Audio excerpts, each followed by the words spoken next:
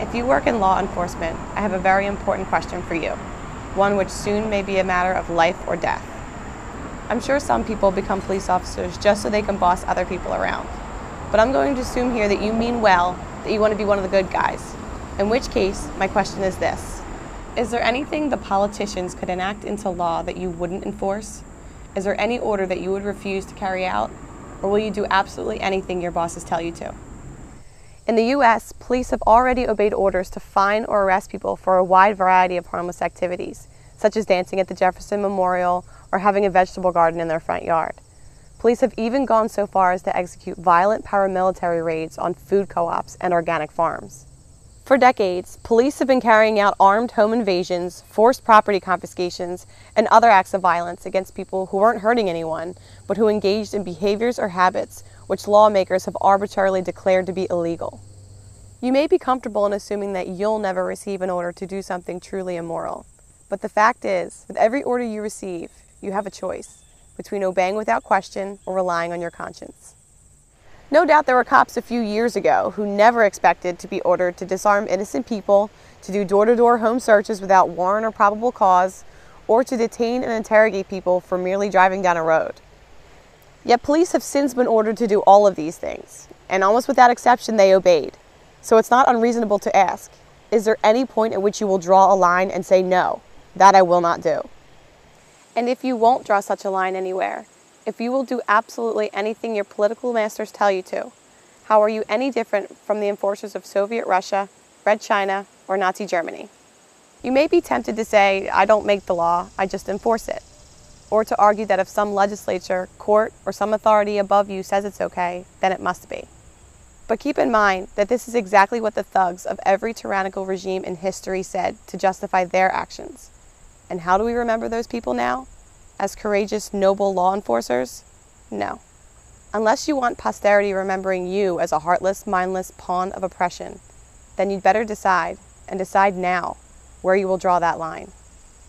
Unfortunately, there's little indication that most cops have any line at all.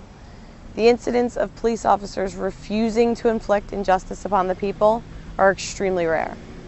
Even when cops say they personally oppose certain laws, such as marijuana prohibition, nearly all of them continue to violently enforce these laws against non-violent people. In other words, they recognize these laws as counterproductive and unjust, but they choose to enforce them anyway. For the most part, American cops seem completely incapable of disobeying immoral orders, and instead do what the enforcers of every other authoritarian empire have done, inflicting harm on innocent people whenever and however those in power tell them to, while accepting no personal responsibility for their actions. I hope you are better than that. Keep in mind there are a lot of decent Americans who do have the integrity and courage to draw a line in the sand, a point at which they will disobey and resist violations of their rights by those in power. It may be that they refuse to be disarmed. It may be that they refuse to cooperate with warrantless searches, or refuse to keep funding a government they view as destructive and unjust. Whether you agree with them doesn't particularly matter. What does matter is whether in the end you are willing, if and when you are ordered to do so, to violently assault the dissenters for their disobedience. When they draw their line in the sand and stand their ground, and your supervisors tell you to use whatever level of violence necessary to get submission and compliance from the resistors, will you obey? If it came down to it, would you kill American citizens for disobeying politicians? Now, if someone is actually harming someone else, of course you have the right to use whatever force necessary to stop the attacker and protect the innocent. But that would be the case even if you had no badge and no uniform. But when you try to arrest someone who hasn't threatened or harmed anyone else, but has only disobeyed some arbitrary regulation, then you are the one initiating force. You are the one starting a fight. You are the bad guy. Now remember, the American Revolution was people forcibly resisting gun confiscation, warrantless searches, what they viewed as unfair taxation, and a number of other oppressions, all in the name of law, all carried out by law enforcers. If you had lived back then, would you have been among the rebel colonists, the ones who refused to be disarmed, refused to pay taxes, and resisted warrantless detainment and searches?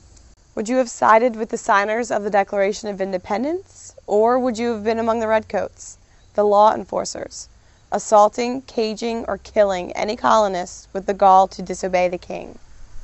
And which side are you on today?